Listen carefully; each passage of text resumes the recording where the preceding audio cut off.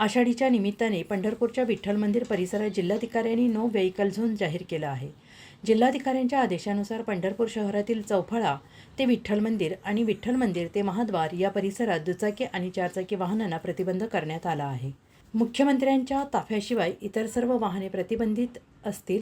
शिवाय अतिमहत्त्वाच्या व्यक्ती किंवा अपंग वयोवृद्ध व्यक्तींसाठी या ठिकाणी इलेक्ट्रिक वाहनांची व्यवस्था निर्माण करण्याच्या सूचना जिल्हाधिकाऱ्यांनी दिल्या आहेत। त्यामुळे मंदिर परिसरात भाविकांचा वावर आता वाहनांच्या अडथळ्याविना सहज आणि सुलभ होणार आहे।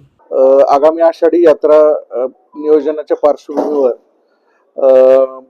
चौफा ते मंदिर परिसर आणि त्याच्या पुढे महाद्वार चौकापर्यंत दुचाकी असेल चारचाकी असेल या वाहनांमुळे जी गर्दी होते आणि पायी चालणाऱ्या भाविकांची गैरसोय होते, या पार्श्वभूमीवर आता इथून पुढे गर्दी वाढत जाणार हे संभाव्य त्याची अडचण लक्षात घेता माननीय जिल्हाधिकारी तथा अध्यक्ष आपत्ती व्यवस्थापन प्राधिकरण यांनी प्रतिबंधात्मक आदेश निर्गमित केलेले आहेत।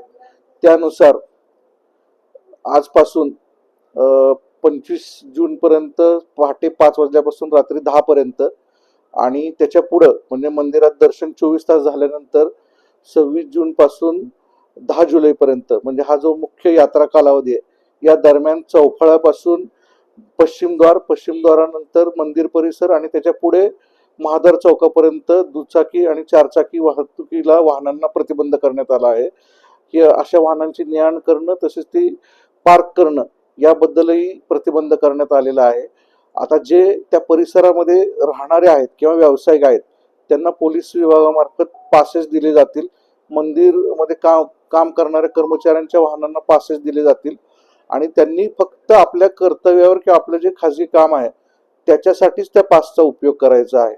इतर वेळेस अतिमहत्त्वाचे व्यक्ती असतील किंवा राजशिष्टाचार प्राप्त व्यक्ती असतील, दिव्यांग व्यक्ती असतील, त्यांना मंदिर प्रशासनाने चौफळ्यापासून त्यांच्या चारचाकी वाहनामधून त्यांना मंदिराच्या प्रवेशद्वारापर्यंत घेऊन जाण्याची व्यवस्था करायची आहे। मात्र जे त्यांची स्वतःची वाहनं आहेत ती आपण छत्रपती शिवाजी महाराज चौकाच्या जवळ जी नगर परिषदेची पार्किंगची ठिकाणं आहेत त्या ठिकाणीच पार्क करण्यासाठी व्यवस्था करणार आहोत। ही आपण एक प्रकारे नागरिकांना भाविकांना दर्शनासाठी येणाऱ्या सर्वांना सोय व्हावी, त्यांचं दर्शन सुसह्य व्हावं यासाठी हे प्रतिबंधात्मक आदेश लागू केलेले आहेत। सर्वांशी चर्चेतून त्यातून काही त्रुटी असतील तर मार्ग काढले जातील, परंतु याची अंमलबजावणी जर केली तर आपण सर्वांना ते फायद्याचं आहे। त्यामुळे मी या निमित्तानं सर्वांना आवाहन करतो की प्रतिबंधात्मक आदेशाचं नो व्हेकल झोनचं आपण काटेकोरपणानं पालन करावं।